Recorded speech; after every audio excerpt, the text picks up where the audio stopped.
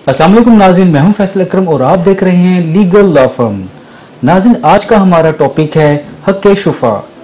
इस मौजू पर गुफ्तगू करने के लिए आज मेरे साथ मौजूद हैं लीगल लॉ फर्म के सीनियर एडवोकेट जनाब मोहम्मद इकबाल निज़ामी साहब। वेलकम निज़ामी साहब। जी शुक्रिया। निज़ामी साहब, प्रोग्राम के आगाज़ में मेरा आपसे ये सवाल है कि हक़ शुफ़ा होता क्या है?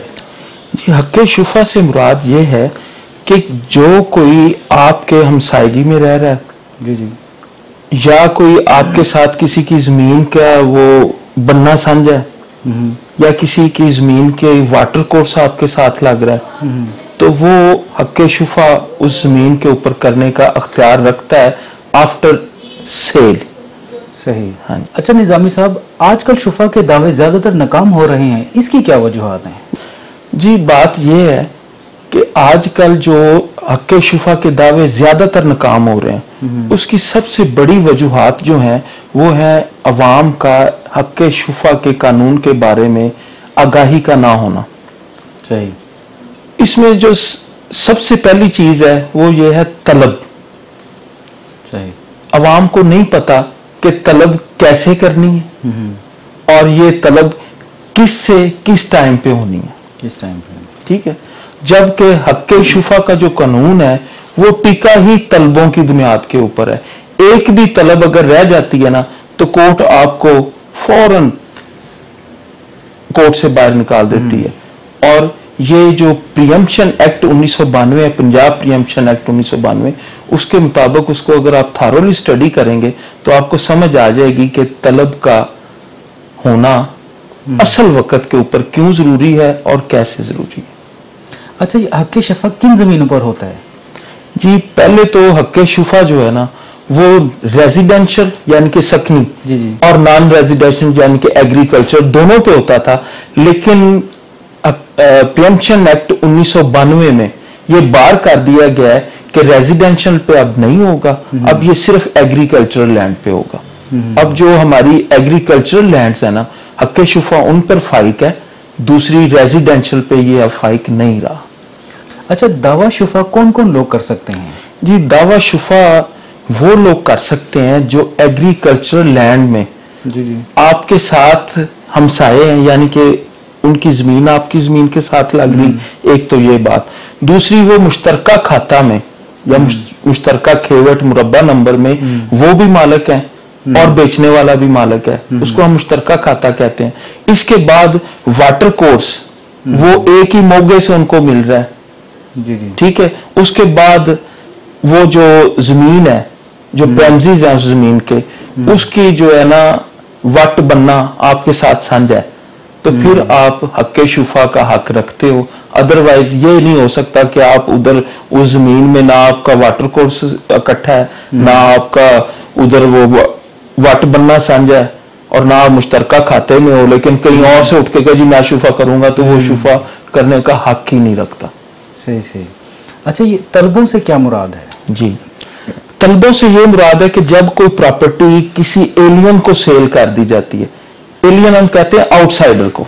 सही। एलियन को जब सेल कर दी जाती है तो जो शाफे यानी कि उसके प्रेमिसेस में आता है, जो मैंने पहले सवाल में आपको बताया, तो उसको हक है कि वो हक़ शुफ़ा करे। ठीक है। अब जो एलियन है उसका तो हक नहीं है कि वो ऊपर से आके खरीदता फिरे, तो उस वक्त जो तलब है ना, वो आदमी उठ के ऐलान करेगा कि जी इसने ये सेल कर दी है, हक मेरा बनता है, मैं हक़ शुफ़ा रखता हूं, तो मैं इसके ऊपर शुफ़ा करूंगा। उसको हम कहते हैं तलबे मुआसबत। सही सही। ठीक है। ठीक है। और वो 2, 3, 4 गवाहों की प्रेजेंस में उसने ऐलान करना होता है, वो ऐलान ही तलबे मुआसबत है, जिसको हम फर्स्ट तलब कहते हैं, पहली तलब। सही। अगर तलबे इशहाद यानी नोटिस मुद्दे अलई के अलावा कोई और वसूल करे तो ये तलब कैसे साबित होगी? जी, ये बात है कि तलबे इशहाद कहते ही नोटिस को है कि जी ये जमीन आपने खरीद की है, हक मेरा बनता है, आप ये सेल प्राइस मुझसे ले लो और अपने अखराजात भी ले लो, ये जमीन मुझे दे दो। ये नोटिस में तहरीर होता है। अब अगर वो बंदा जानबूझकर अपनी जगह पर किसी और से नोटिस वसूली करवाता है, यानी कि बेटे से, बेटी से, बीवी से, भाई से, तो वो उसकी असालतन जो है ना सर्विस नहीं हुई कि उसको उसने जाती तौर पे उस नोटिस को वसूल नहीं किया।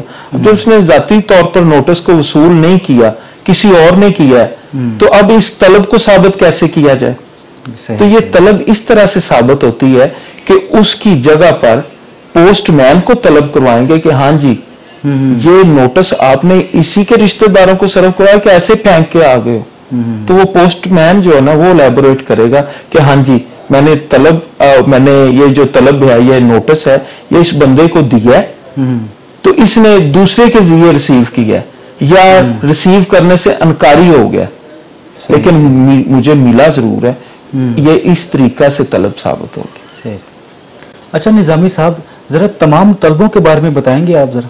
जी, ये आपने बहुत अच्छा सवाल किया है कि अवाम इन तलबों के बारे में टोटली अनअवेयर है या किसी के बारे में जानते हैं, किसी के बारे में नहीं जानते।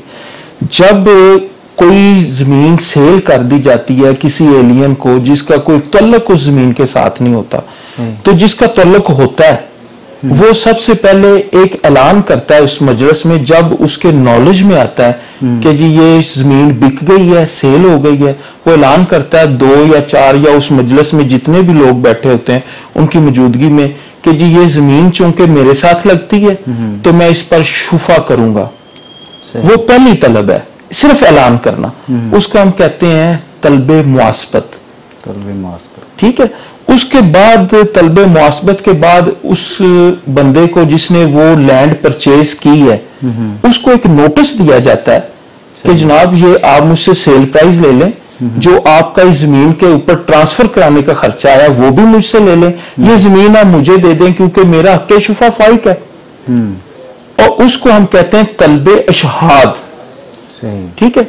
उसके बाद भी अगर वो बंदा वो सेल प्राइस वगैरह लेके वो देने की हामी नहीं भरता, तो उसके बाद हम कोर्ट से रुजू करते हैं, दावा करते हैं दार, उसको कहते हैं तलबे खुसूमत, और वो आखिरी तलब होती है। उसके बाद कोर्ट प्रोसीडिंग स्टार्ट होती है। सही।